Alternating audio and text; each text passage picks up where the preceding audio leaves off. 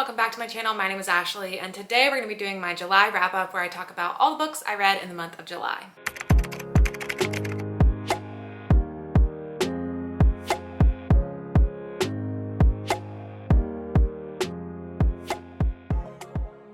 YouTube analytics tells me that most people just skip over the intros of my wrap-ups, so we're just going to go ahead and jump right on in.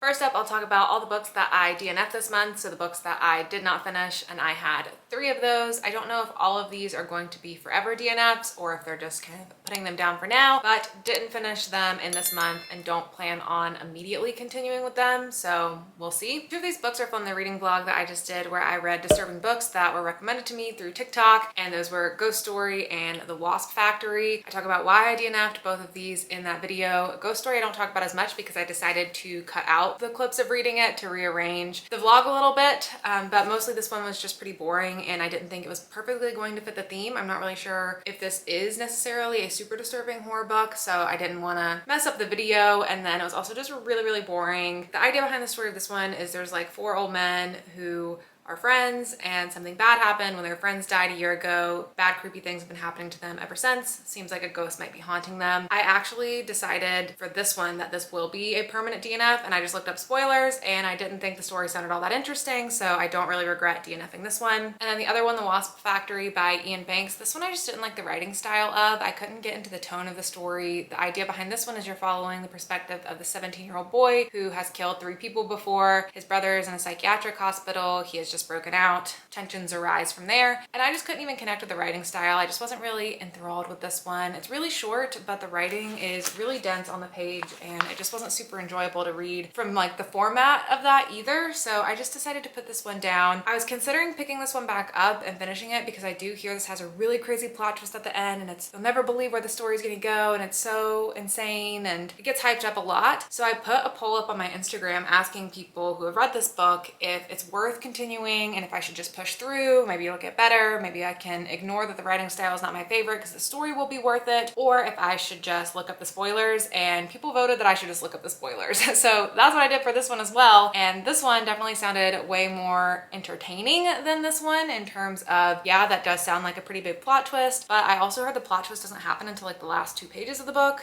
Again, it's a super short one, and I don't know if I would have felt like that was worth it to get to the end of that one. This one sounds extra disturbing, so proceed with caution with this. Like, from reading the spoilers, this one is way more intense and is certainly one of the more extreme disturbing horror books that I selected for that video, but ultimately wasn't going to be for me, so don't really regret putting this one down. And then the other one that I think is more of just a soft DNF is Kill River by Cameron Robique, not sure how to pronounce that name, but this I was reading for the read along with Marcy from Marcy Reads. She was hosting a read along for this book in the month of July, and I started it and I wasn't having too bad of a time with it. I got to page 60 and it's just a little over 300 pages, and it's just a tiny little mass market paperback. The story behind this one, it feels very 80s. You're following these kids at a summer camp. They decide to escape the summer camp and they end up at this water park that they think is abandoned, I believe, but it turns out they're not alone there, and then it turns into a slasher story. Mostly the reason why I just didn't push through this one is it was taking a long time to really build up. 60 pages in, they were still at the summer camp and hadn't escaped to the water park yet, which I thought was going to be like more rapidly introduced into the story, so I feel like this one might just be a little bit long for what I typically have the attention span for when it comes to a slasher, but the vibes of it I thought were really fun so far. It definitely feels like you're watching like an 80s horror film. I love the summer camp atmosphere and the teens going there. The characters are fun, so I do think this is one that I may pick back up and kind of slowly make my way through, but I wasn't immediately clicking with it and I wasn't like dying to flip through the pages. So I've been trying to be better about DNFing books, or at least soft DNFing books, when I'm not incredibly engaged in them so that I can go read something else. So that was just what happened with this one. Now, as per usual with what I've been doing with my wrap-ups lately, I'm going to go in order of books that I enjoyed the least to the most. So starting with some 2-star ratings that I had this month. The first one is The Perfect Marriage by Geneva Rose. This one I listened to as an audiobook as I was driving for the second part of my move. If you've been watching my channel, you know I just went through a big move at the end of June, and I did it like a 2-part drive. So it was like a 10-hour drive and then another 10-hour drive. So it kind of elapsed a June and a July audiobook. This one I decided to pick up because that's what I like to listen to on long drives, is audiobooks that are just like domestic thrillers, something really easy to follow, something that keeps me distracted enough and is fast paced, but it doesn't have to be like the best story ever that I'm looking for. So I never really anticipate loving a story like this, and I did not end up loving a story like this. This was a 2-star for me. The premise behind this one is that there's this husband and wife. The wife is a really successful lawyer, so she's really busy and working all the time, and the husband is feeling a bit ignored and sad because of that. So of course he starts cheating on her, and then the woman that he cheats on her with in their cabin the next day ends up brutally murdered in that cabin, and he gets arrested for her murder. But he's like, I swear I didn't do it. And of course, who's going to defend him? His brilliant wife lawyer. So his wife is defending him in the case against killing his mistress right after she learns that he has been cheating on her with this woman by her being dead in their cabin. Interesting premise. Didn't feel as fast paced as I was expecting it to. I definitely saw the twist coming. What's funny about this is I didn't even finish this book completely, because by the time I was driving in at the end of my move, I had been on the road for 10 hours. It was pouring rain. It was so dark. It was like 11:30 at night, and I still had like 30 or 45 minutes left of the audiobook, but I had just gotten in and I just wanted to go to bed, and then I just never thought about the audiobook again. So I didn't even get to the final reveal, that last big plot twist in the book. And so I ended up just looking it up because I just didn't care enough to listen to the rest of the book. I already kind of guessed what the plot twist was going to be, and it was what I guessed that it was. So it was just fine. Just a book that was a fine audiobook listen. Not a new favorite of mine or anything. Don't have any really passionate feelings about it one way or the other. The other 2-star for me this month was How Lucky by Will Leach. This was just kind of a random book that I picked up that had sort of been on my radar before, but I didn't really know what it was supposed to be about. I just recognized the cover a lot. Stephen King blurbed this one. He says at the top, it's a fantastic novel. You are going to like this a lot. And overall, I thought this one was fine. I thought it started pretty strong, and then it got a little bit boring throughout the rest of the book for me. This is sort of like a Rear Window retelling in a way. You're following this guy named Daniel who lives in Georgia in this college town, and he has physical disabilities that require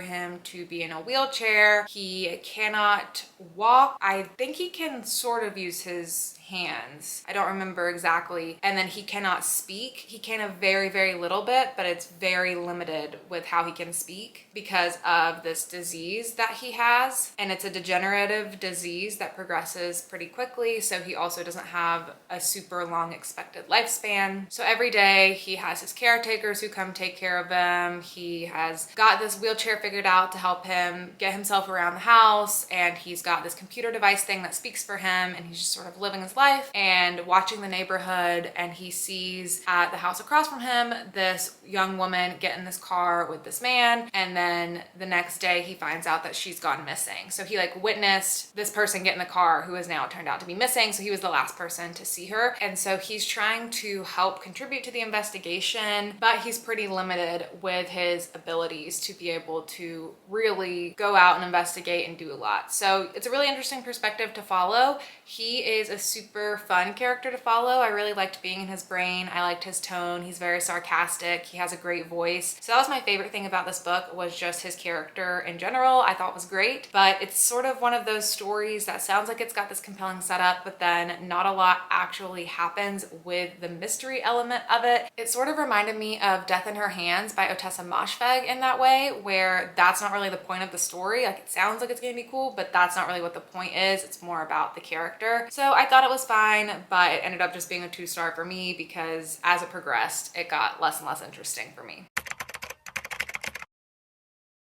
Next up, we'll talk about my 3-star reads, which I had 3 of. So these are books that I enjoyed. I thought they were good. I just didn't think they were great. The first one is Acts of Violet by Margarita Montemor. I really wanted to love this one way more than I did, but it ended up just being a good time for me instead of a great time. I was really excited for this one because I loved Margarita Montemor's first book, Una Out of Order, which is still to this day one of my favorite books of all time. So I was super excited for a follow-up. This one was definitely good. It was definitely fun, but I did think it was was a little bit long. This copy, this is an ARC, and it comes out to be nearly 400 pages.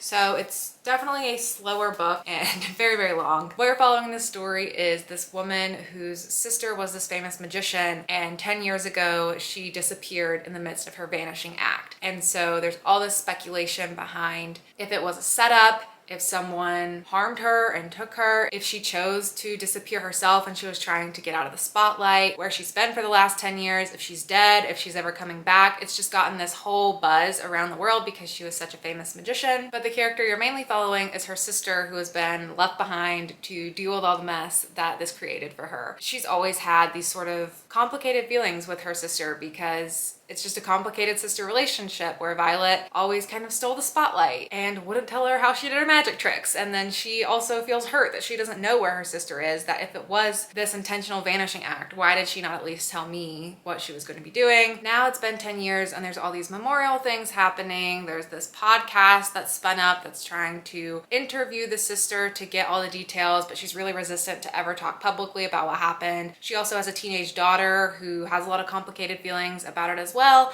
And that's kind of what the story's about, is just exploring the dynamics of all of those family relationships and wanting to solve the mystery of what did happen to Violet. I thought it was fun. I thought it was a good time. I liked the mixed media that was throughout this because you get a lot of different people's perspectives. You get letters from the past between Violet and her sister and other people as well. And I just thought the way the story came together was really fun. And it was kind of like listening to an episodic true crime podcast in a way, where you're getting little pieces of the person's history over time. It also kind of reminded me of The Seven Husbands of Evelyn Hugo in that way, how you're learning about this famous person's mysterious history and where are they now and what got them to where they are now. I don't know what could have made this book much better for me. Again, I think it was just a little bit long. It was slow. I would have obviously liked more mystery and more mystery exploration because that's what I really love in books, but that's not really what this was meant to be. So I thought it was good for what it was. Definitely enjoyed it. Would recommend picking it up if you like Margarita Montemore's other work, but it didn't quite live up to Una Out of Order for me. Next up, we have The Blame Game by Sandy Jones. This is an ARC that was kindly sent to me by the publisher. It's coming out on August 16th, so it'll be out very soon. And this is a story about a therapist who goes a little too far for her patients. She's always willing to do anything she can to help them, but now she's gotten herself in trouble by doing that because this client of hers that she is helping ends up going missing, and she's let him like live in her guest house secretly. And from an outsider perspective, it looks like they might have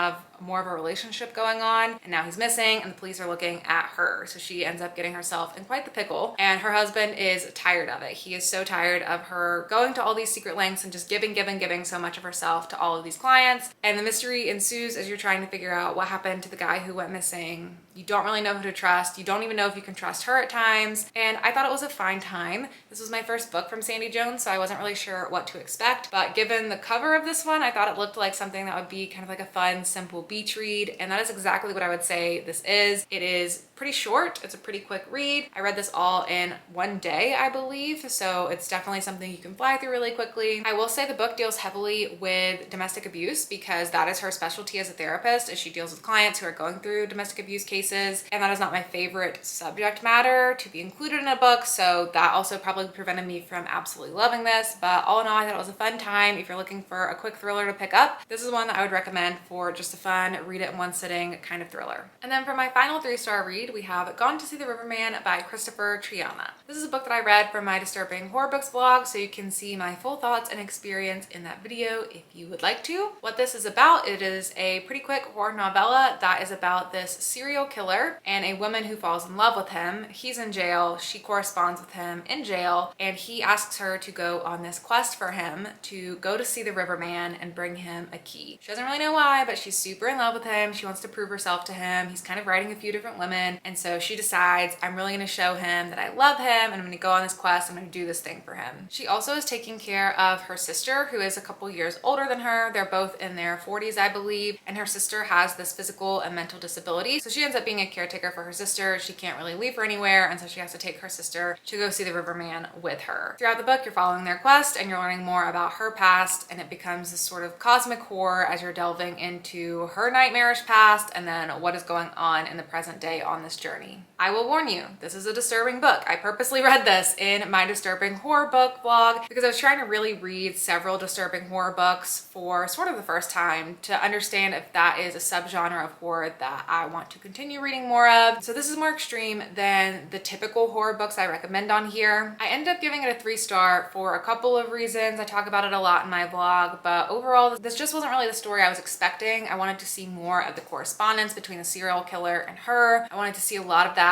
mental manipulation and really explore the psychological dynamics behind being in love with a serial killer. But that's not really what this book was because I was reading disturbing horror books, and disturbing horror books are typically positioned more to have shock value and be grotesque and give you a visceral reaction from reading the text. So there was some really, really, really dark, gruesome, messed up shit in this book. And if that is not something you want to read, I would recommend avoiding this at all costs. Definitely look up content and trigger warnings if you are sensitive to certain topics and if you are nervous to get into disturbing horror books. I would say this is a good place to start, I guess. Like, I felt like this is a better place to start in disturbing horror because the whole book isn't disturbing. Like, you're not reading about cannibals eating people for 200 straight pages. It's just that what happened to this woman in her past is incredibly disturbing, and you get that in her background. But all in all, the whole story reads like a pretty average horror book, except for the explanation behind things. So if you're looking to get into that, if you're willing to read something like that, maybe this would be a good place to start. I thought it was a fine time. It just wasn't exactly the story I wanted, but I think that's also part of me discovering what I do and don't want in horror, and especially disturbing horror. And finally, the rest of the books that I have to talk about were all 4-star reads for me. I didn't have any 5-star reads this month. I was reading a lot of weird, different, new to me things, so I didn't fall in love necessarily with anything, but all the books that I gave 4 stars were like pretty good high-level enjoyment for me, books I would definitely recommend, books I had a great time with. They just didn't quite cross that 5-star threshold. First up, we have The Pallbearer's Club by Paul Tremblay. I read this one for my Summerween reading vlog, so you can see my full thoughts and reactions there. I talked a lot about it because I only ended up reading 2 books for Summerween, so I talk about them in quite a lot of depth. This is a story that is very genre defying. It's going to be marketed as horror because it's Paul Tremblay, but it's really not what you would expect in a horror. It's not what you'd expect in a thriller. It is a slow burn character study examining the dynamics of this interesting friendship throughout the years. That's really what it is. There's some spookier scenes because what you're following in the story is this guy named Art. You're reading his memoir. And as he's writing his memoir from all these things that have happened to him over the years, he talks about when he was in high school and he started this club called the Pallbearers Club, where him and the club attendees would go to be pallbearers at funerals for people who didn't have a lot of people in their life. Pretty morbid, kind of sad, but interesting dynamic to set up the novel. While he's doing the club, he ends up meeting this girl named Mercy who comes to join the club, and she's very mysterious. He doesn't have any idea how old she is. She doesn't reveal a lot about herself. She's just a very elusive, cool girl who comes into his life, and then they become friends. Throughout the years, sometimes they're closer, sometimes they're apart from one another, and it really just depicts the decades of their friendship. So that's what his memoir is about. But meanwhile, Mercy is also reading the memoir and providing annotations throughout the text, and then she'll write like full chapter summaries at the end of each chapter, giving her commentary on it. And she's often disagreeing with him on his portrayal of their friendship and his portrayal of her. For him, their friendship is a horror story. He thinks Mercy is this supernatural creature who is wreaking havoc on his life, and she pushes back in her commentary saying, what are you even talking about? Why are you, like, this is not what happened at all. There was such a logical explanation behind this thing. How could you even remember the exact dialogue or conversations we had 30 years ago? And so the whole time, it's this really ambiguous story where you don't know whose side to believe. Are they both telling the truth? Are neither of them telling the truth? Is one of them telling the truth? You don't really know. And so it has this ambiguous energy to it the whole time. It's very slow paced. It's written very well, so it's like a wordier story. And I just had a lot of fun with it. I just really like Paul Tremblay's writing is what I'm finding. This is the second book I've read from him, and I've really enjoyed both of them. The other one I read was The Cabin at the End of the World, but I definitely want to pick up more from him. I know he's not everyone's favorite author. Some people don't like the ambiguous nature of some of his books or his writing style, but I'm finding that I really like it, so I definitely want to pick up more. I would just say this isn't a book that I widely recommend because I know this is like a weirder book that not a lot of people are going to love, but I personally had a lot of fun with it. I loved the meta nature of it. I was obsessed with Mercy as a character. I thought she was so fun, and I really don't mind an ambiguous story that leaves it with an open ending where you can kind of interpret the book however you want. So I had fun with it, but again, go in with caution, make sure it sounds like something you would enjoy. Next up, we have the other book that I read for Summerween, and that was Runtime by Catherine Ryan Howard. This is an arc that I got through NetGalley. It's coming out in August. It also comes out on August 16th, the same date as The Blame Game, and this is one that I had a lot of fun with. I previously only read one other book from this author. I read 56 Days, and that one was a very controversial book, but I loved it. I gave it 5 stars. I was obsessed with it. So I was really excited to read her next book, and this one I had a lot of fun with as well. This is another super meta book, kind of hard to explain, bit of a mind bender. But what you're following in the story is this actress named Adele, who hasn't been able to land an acting job for a while. She gets this last minute opportunity to act on this horror film, and she's like, great, I'll take literally anything I can get. Don't even need to know much about the production. I will be there. The movie that she's filming is this horror movie called Final Draft, and the concept of the movie is that you're following this woman and her boyfriend going to this cabin in the woods for a little retreat. When they get there, there is this book on the shelf called Final Draft, the same name as the movie they're making, and the story of the book that she's reading is about a woman and her boyfriend going to a cabin in the woods, and then creepy things start happening to them, bad things start happening. And as she's reading more of that book, those things start actually happening to her character in the movie. So the plot of the movie is like this meta story in itself, but you're following the actress who is playing this character, and while she is there playing the character, creepy things start happening on the set that are replicating what is happening in the movie and in the book that is the plot of the movie. So it's a little tricky to understand, but I was able to follow it throughout. I really like reading a story within a story when it is done well, and I thought this one was done pretty well. I think it could have been a little bit clearer. There are some things I would have changed, like all the characters having names that start with K and T. I think we could have maybe mixed that up a little bit so it was a little clearer to understand. Maybe some different formatting choices in the book. I was reading an ebook, so maybe that'll translate a little differently to the physical copy. But overall, I had a really fun time with this one. Again, I talk about it a lot in my Summerween reading vlog since I only read 2 books, so you can hear me talk fully about it there. The only real complaint that I had was it was a little bit slow in the middle. I think the book was a little bit too long and could have been a little shorter. There was about a 20-page section where I was like, okay, let's get to the next thing. Let's start having spooky things happen again. But overall, I thought it was a fun time, and it's definitely one that I would recommend picking up when it comes out. Next up, I have a bit of a weird one for me, and that is a manga book. I read Spy Family Volume 1 by Tatsuya Endo this month. This was an impulse decision. It was an impulse buy. I was in a Target and I saw it on the shelf, and I was like, I've been hearing people talk about that. I know it's a TV show. Why don't I just pick it up and see what it's like? I've never read a manga before, but I'm sure I could figure it out. And I did, and I enjoyed it quite a bit. This one ended up being a 4-star for me. It was a pretty fun time. The concept behind this story is that you're following this spy who is sent on this mission. He's gonna have to infiltrate this children's academy to get to this guy. And so for the mission, they tell him you have to find a fake wife and a fake child so that you can get the child admitted to this academy to get close to this guy. The fake child that he ends up finding is secretly a telepath, and he doesn't know that. And then the wife he ends up finding is an assassin, and he doesn't know that. So it's a really funny found family dynamic of these 3 different people who are secretly spies, assassins, and telepaths coming together and trying to complete this mission. And the way he's pitching it to them is different because he can't say, I'm a spy, and so this is all a part of a spy mission. But it's really funny how they end up all coming together, and I thought it was a pretty fun time to follow. I also started watching the anime show on Hulu for this. I started watching through to what happens in the first volume because I didn't want to get ahead of the books. I do think I'm going to continue picking these up. I don't know if I'm going to purchase them because I'm not obsessed with the story. I just thought it was a fun time, and it leaves you at a cliffhanger where you're like, I've got to know what's going to happen in the next volume. But I wonder if I could maybe get these from my library or something like Scribd, or maybe I will just continue to buy them and then sell them off of Pango Books or something if I don't want to keep them long term. I don't know, but I am interested in continuing the series, and it was cool to have a first manga experience. If you've never read a manga before, it's, you know, like a graphic novel, but it goes backwards.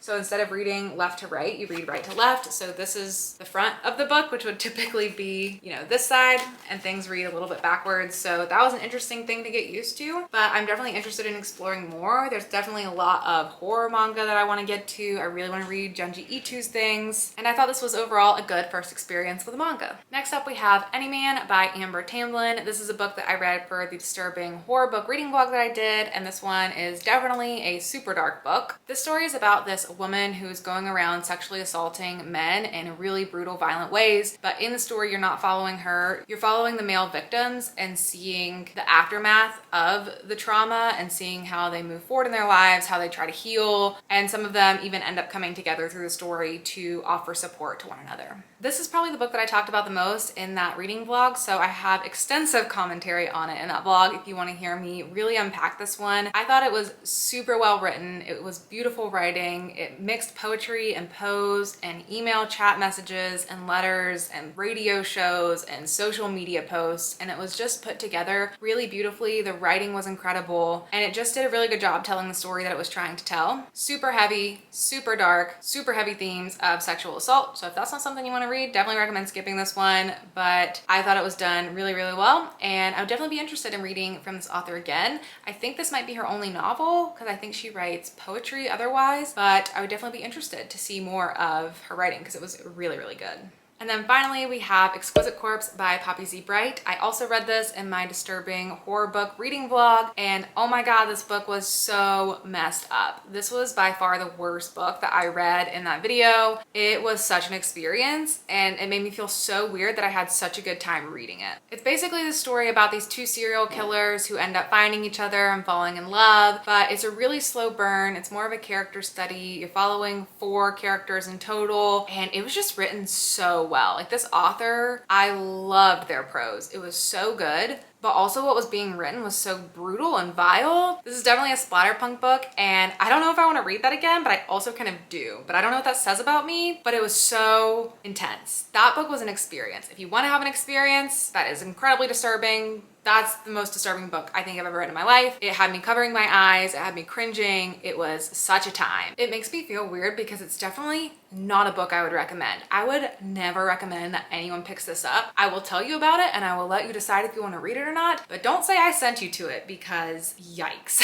This author has a lot of different stuff out, short stories, more novels and novellas, so I kind of want to explore more of their writing, but I'm also kind of terrified. Not sure if I will or not, but I don't know. If you've read anything else from them, let me know and maybe I'll give them another try. But yeah, that is it for all the books that I read in the month of July. Overall, not a bad reading month. I pretty much enjoyed most of what I read this month. I only had 2 stars and a couple DNFs. Everything else was 3 and above. No 5 stars that I really fell in love with and became a new total favorite this month. But if I had to pick a standout, I think it would probably be the Pallbearers Club, just because this was so unique and so fun, but it's not one I widely recommend. So don't take this as a wide recommendation of this book because it's gonna have a very specific audience, and I think it's gonna have trouble finding its audience. But if you tend to like the weird, slow books that I like, maybe give it a try. Let me know down in the comments below, as always, if you have read any of these books, what you think about them, and let me know how your reading month went in the month of July. And if you want to leave an emoji down in the comments below to let me know that you got to the end of today's video, we can do a coffin emoji in honor of the Pallbearers Club. And if you don't have a coffin, then just do like a skull or something to signify, you know, the morbidity of this book. But that is it for me. Thank you so much for watching, and I'll see you on my next video. Bye!